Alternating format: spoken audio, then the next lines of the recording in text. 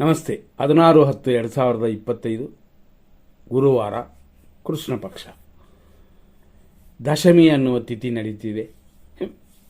ಇದು 10ನೇ ತಿಥಿ.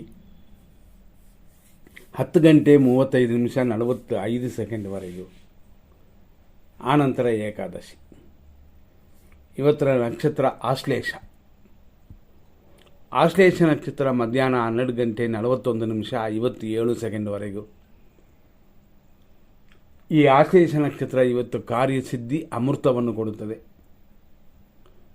ಆದ್ದರಿಂದಾಗಿ ಆಶ್ಲೇಷ ನಕ್ಷತ್ರ ಶುಭವಾಗಿದೆ. ಆನಂತರ ಬರುವಂಥದ್ದು ಮಖಾ ನಕ್ಷತ್ರ.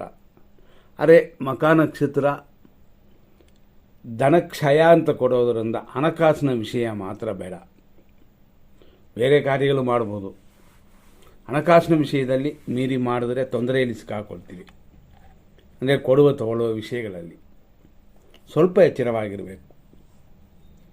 ಆಶ್ಲೇಷ ನಕ್ಷತ್ರ ಮತ್ತು ಮಖಾ ನಕ್ಷತ್ರ ಎರಡೂ ರಾಕ್ಷಸಗಣ. ಆಶ್ಲೇಷ ನಕ್ಷತ್ರ ಕರ್ಕಾಟಕ ರಾಶಿಯಲ್ಲಿ ಇದೆ. ಮಖಾ ನಕ್ಷತ್ರ ಸಿಂಹ ರಾಶಿಯಲ್ಲಿದೆ. ಇವತ್ತು 12 ಗಂಟೆ 42 ನಿಮಿಷದವರೆಗೂ ಕಟಕ ರಾಶಿ, ಆನಂತರ ಸಿಂಹ ರಾಶಿ ಬರುತ್ತೆ. ಇವತ್ತು ಬೆಳಿಗ್ಗೆ 6:10ರಿಂದ 6:28ವರೆಗೂ ಆಶ್ಲೇಷ ನಕ್ಷತ್ರ 3ನೇ ಪಾದ. 6:28ನ ಮೇಲೆ 12:42ವರೆಗೂ ಆಶ್ಲೇಷ ನಕ್ಷತ್ರ 4ನೇ ಪಾದ. ಇಷ್ಟಕ್ಕೆ ಆಶ್ಲೇಷ ನಕ್ಷತ್ರವೇ ಮುಗಿಯುತ್ತದೆ. ಇಲ್ಲಿಂದ ಮಖಾ ನಕ್ಷತ್ರ 12:42ಕ್ಕೆ ಪ್ರಾರಂಭವಾಗಿ ಸಂಜೆ 6:58ವರೆಗೆ ಇದೆ, 1ನೇ ಪಾದ. ಆನಂತರ ಮಖಾ ನಕ್ಷತ್ರ 2ನೇ ಪಾದ ಪ್ರಾರಂಭವಾಗಿ ರಾತ್ರಿ 1:16ವರೆಗೆ ಇದೆ. ಆನಂತರ ಮಖಾ ನಕ್ಷತ್ರ 3ನೇ ಪಾದ. ನಾಳೆನೂ ಮಖಾ ನಕ್ಷತ್ರವಿದೆ. ಇವತ್ತು 100% ಶುಭ ಅಶುಭ ವಿಷಯಗಳಿಗೆ ಹೋಗೋಣ. ಎಷ್ಟೇ ದಿನಗಳು ಕೆಟ್ಟದಾಗಿದ್ದರೂ ಕೂಡ ಅದರಲ್ಲೂ ಒಳ್ಳೆಯ ಸಮಯ ಬೇಕಾಗುತ್ತದೆ.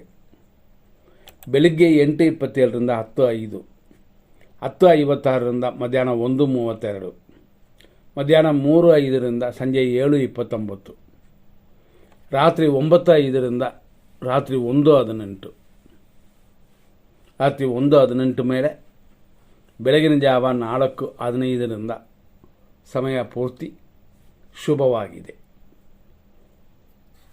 ಈಗ 100% ಅಶುಭ ಸಮಯವನ್ನು ನೋಡೋಣ.